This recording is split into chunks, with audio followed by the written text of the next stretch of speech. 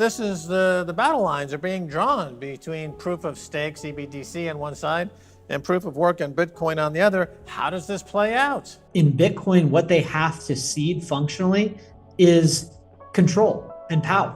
And when you strip away power from people, whether it's ESG people, whether it's central bankers, whether it's proof of stake people that are just trying to scan you out of your Bitcoin. Time now to go to Parker Lewis from Unchained Capital in Austin, Texas. We've got a lot of energy FUD about Bitcoin and its energy use. I see that Greenpeace has spent $1 million on this big ad campaign. Change the code. They want people to think about changing Bitcoin's code from proof of work to proof of stake. What about it, Parker? Is this a good idea? Should we change the code? I do not think that we should change the code, and I don't think that we can change the code, more importantly, Max. Bitcoin's a consensus mechanism, and everybody has to adapt around Bitcoin, and that's just the way that the world works now. In El Salvador, which is the land of stranded energy, a lot of volcanoes here, a lot of potential for geothermal energy.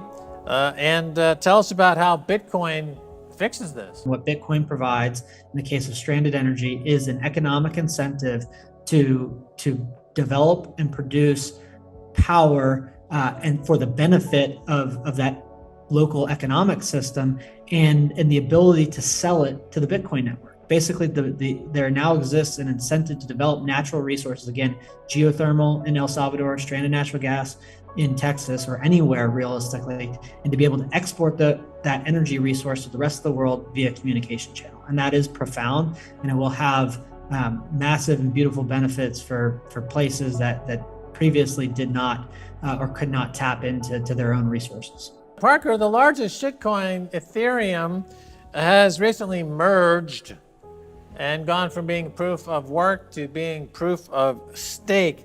Can you explain fundamentally what's the difference between these two? So the way that I think about proof of work, and there's a lot of puzzle pieces within Bitcoin that allow it to credibly enforce its fixed supply of 21 million without the need for trust. That can only happen on a decentralized basis, and it can only happen via the proof of work function. I like to tell people that the only reason that Bitcoin has value is because it can issue and settle currency on a decentralized basis without the need for trust.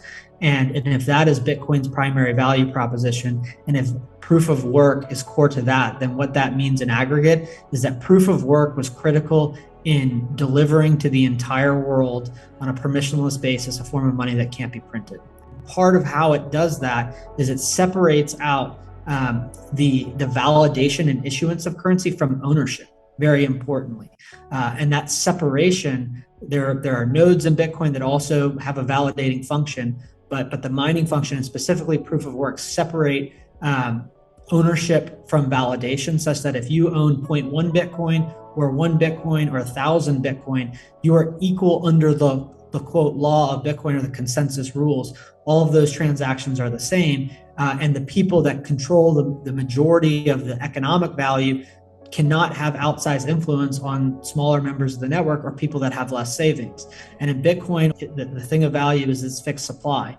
And if we've solved that, or if the system works, that the best that any other system could do would be to match it. But more realistically, if that problem's already been solved, and if Bitcoin is permissionless, which it is, and if it is decentralized, and if it's global, then all of the world can opt into a currency system that performs the very best function, which is simply affording the world with a form of money that can't be printed. Proof of stake was obsoleted before it even was envisioned. But more importantly, in that case of that largest shitcoin altcoin, is that it basically had a non-backward compatible hard fork, which just demonstrates that it's a shitcoin and that it's centralized. But we already had Bitcoin, and the rest of the world's just figuring it out. So now you have the CBDC, central bank digital currencies, being launched. Seemingly they're going to hook up and ally with the proof of stake crowd. And so this is the battle lines are being drawn between proof of stake, CBDC on one side, and proof of work and Bitcoin on the other. How does this play out? So CBDCs, proof of stake, a CBDC is functionally a system that is a proof of stake system, just as Ethereum is, or any other currency that goes over to that.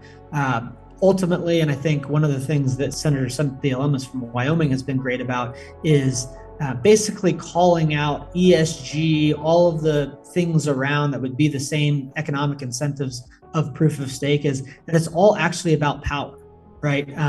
Power and control. And so I think that CBDCs, and one of the more remarkable things, Max, that I saw, and I don't know if you guys saw this, I think that countries that embrace Bitcoin, they will prosper far more than countries that do not. Bitcoin is this form of money that is digital in nature, but that is finitely scarce. And if you envision someone leaving some country like China or India and bringing their gold with them, and there's only a maximum amount of gold that you can carry on your person, on a flight, and there's a lot of people that might sit at a border and restrict you from doing that. But if you're living in a country that disrespects or does not allow you to freely transact in Bitcoin, you have the ability to take all of your Bitcoin and get on a plane and take your economic value, take your finitely scarce asset that is also finitely scarce for the world, and help coordinate activities with that in a region like El Salvador that is more friendly and more open to it. And I think that given this nature of Bitcoin, and given that it allows you to truly be mobile in a way that you hadn't been before, that people are going to regulatory shop in ways that they previously could not. That reality, and that the fact that civilization is really built around sound money, that places like El Salvador will do really well. I also have to say that there is this trust but verify, but the things that they are doing in El Salvador over the period of time, it wasn't just one thing. It wasn't just the fact that they announced that Bitcoin was legal tender. One of the things that I noticed particularly, and I point out to politicians, whether it's in the state of Texas or in the United States federal government, their bill actually made it far more simple by actually saying Bitcoin. All these people, whether it was in Wyoming or wherever, they all tried to describe Bitcoin and saying digital assets, and they tried to describe something that's similar to it. And it actually becomes much more simple when you just say the word Bitcoin. And it isn't so complicated as having to get into cryptography and forks, as the world knows what Bitcoin is, what is commonly referred to as Bitcoin, what is Bitcoin and what is not Bitcoin. And by actually just saying the word Bitcoin in legislation, they created a template for the rest of the world to model. And then since then, whether it's kind of doing the R&D, which I think you may have mentioned before, on the geothermal in El Salvador and building a Bitcoin mine, having support for programs. David and Tyler flew down to El Salvador. I believe it was an IBEX or EBEX program where they were teaching people actually how to use Bitcoin hardware wallets. They don't do that stuff in the United States. So it wasn't just that they announced it, it's a lot of the follow through that people are seeing from afar. And I imagine that a lot of Bitcoiners will take their finitely scarce asset in countries, jurisdictions where Bitcoin is less freely adoptable and being able to use and transacted, and go to places like El Salvador and others that embrace it.